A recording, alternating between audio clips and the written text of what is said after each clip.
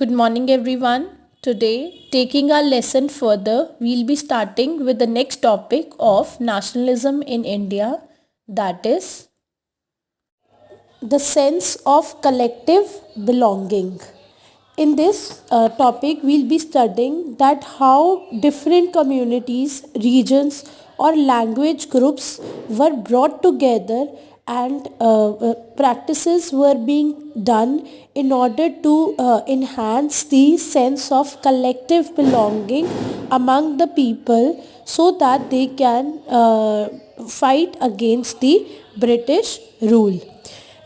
कैसे लोग इस टॉपिक में ये पढ़ना है कि कैसे लोगों के बीच में देशभक्ति लाने के लिए द फीलिंग ऑफ नेशनलिज्म लेकर आने के लिए डिफरेंट लैंग्वेजेस के ग्रुप को डिफरेंट रिलीजन के लोगों को यूनाइटेड किया गया so that they can struggle against the British rule. The first point says history and fiction, folklore and songs, popular prints and symbols all played an important part in making of nationalism. सिर्फ movements के साथ ही नहीं, history को दोबारा से restore किया गया, historical achievements को रिस्टोर किया गया, फोकलोर्स गाए गए, फोक स्टोरीज गाई गई सो दैट पॉपुलर प्रिंट्स किए गए, बनाए गए, सिम्बल्स बनाए गए जो इंडिया से रिलेटेड होते थे ताकि लोगों के बीच में the feeling of nationalism encourage हो सके. With the growth of nationalism, the identity of people came to be visually associated with the image of Bharat माता. जो लोगों के बीच में नेशनलिज्म की फीलिंग को स्प्रेड करने के लिए लोगों को इंडिया के लोगों को आइडेंटिफाई किया गया with the image of Bharat Mata and this image was being created by Bankim Chandra Chattopadhyay. He also wrote Vande Mataram in 1870s as a hymn to the motherland. Later it was included in his novel Anant Mat and widely sung during the Swadeshi movement in Bengal. अब लोग क्या कर रहे हैं, वो nationalism की feeling encourage करने के लिए they are making the pictures of Bharat Mata, they are writing folk songs like उन्होंने फोक सॉन्ग्स लिखे, फोक कल्चर को दोबारा से रिस्टोर किया. वंदे मातरम लिखा गया which was a tribute to the motherland. और ये जो भी मूवमेंट होती थी वहाँ पर ये सॉन्ग जो वंदे मातरम था उसको संग करना शुरू कर दिया by the Indian people. In the late 19th century, Indian nationalists began recording folk tales sung by bards. Birds कौन होते थे? प्रोफेशनल स्टोरी टेलर्स होते थे जो कि ओरली स्टोरी सुनाते थे. अब वो स्टोरीज़ को रिटन फॉर्म में लिखा जाना शुरू कर दिया एंड दीज बार्ड्स दे टूड village to gather folk songs and legends.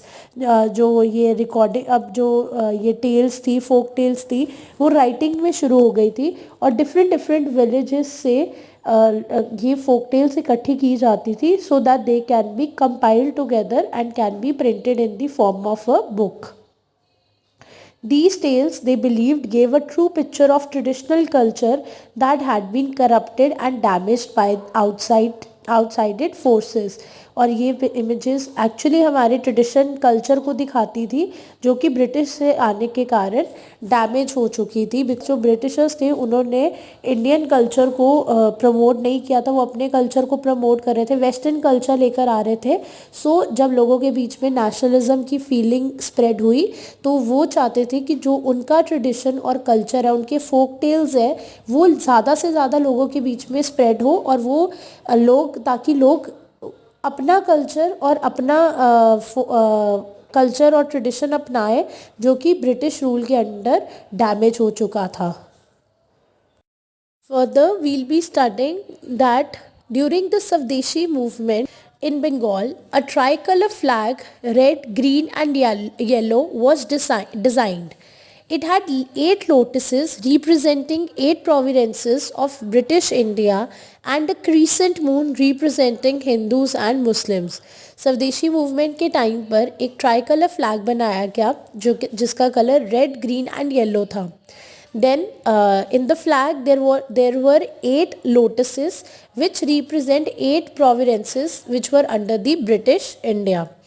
Then a crescent moon was also there in the tricolor flag which represents Hindus and Muslims. By 1921 Gandhi ji had designed the Swaraj flag. Swaraj हमें पता है full independence. It was again a tricolor and this time the color was red, green and white, and a head and had a spinning wheel in the center. Spinning wheel represent the ideology of self help. ठीक है. Carrying the flag, holding it aloft during marches became a symbol of defiance. अब ये जो flags थे ये during the movements hold किए जाते थे ताकि एंड ये रिप्रेजेंट करते थे that the Indians are have their own identity and they don't want to live under the identity of the British rule.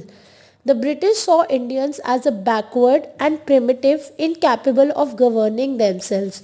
और ब्रिटिशर्स को ऐसा लगता था कि जो इंडियंस हैं वो बैकवर्ड हैं, प्रिमिटिव है, मतलब ट्रेडिशनल लोग हैं, बैकवर्ड हैं, ये अपने आप they don't have that capability कि ये अपने आप को ये अपनी कंट्री को गवर्न कर सके. But in response, Indian began looking into the past to discover India's great achievements.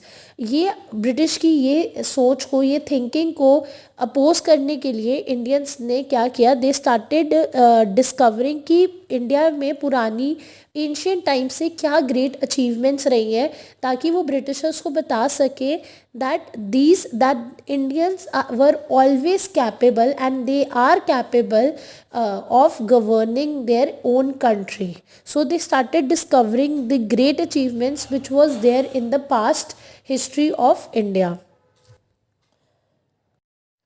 अब लोग राइटिंग में इंडिया की ग्लोरियस डेवलपमेंट्स जो उन्होंने पास्ट में की थी before the arrival of British rule लिखनी शुरू कर दी कि जो इंडियंस थे उन्होंने in the field of art, architecture, science, mathematics, religion, culture, law, philosophy, crafts and trade इसमें बहुत ज़्यादा फ्लरिश किया था, बहुत ज़्यादा डेवलपमेंट लेकर आए थे ताकि before the coming of the Britishers into India. ये सब ये क्यों लिखा जा रहा था, सो दैट वो ब्रिटिशर्स को बता सके कि जो इंडियंस थे वो बहुत कैपेबिलिटीज़ रखते थे and they have that capability till by that time also कि वो अपनी कंट्री को खुद गवर्न कर सकते हैं after having achieved so many things in the past. they have that capability in themselves that they can govern their own country. So these nationalist histories urge the readers to take pride in India's great achievement in the past. तो ये nationalist लोगों को encourage करते थे कि वो अपनी country को लेके प्राइड फील करें रिगार्डिंग द ग्रेट अचीवमेंट्स जो इंडियंस ने की थी in the past time. I hope today's topics are clear to you. Thank you.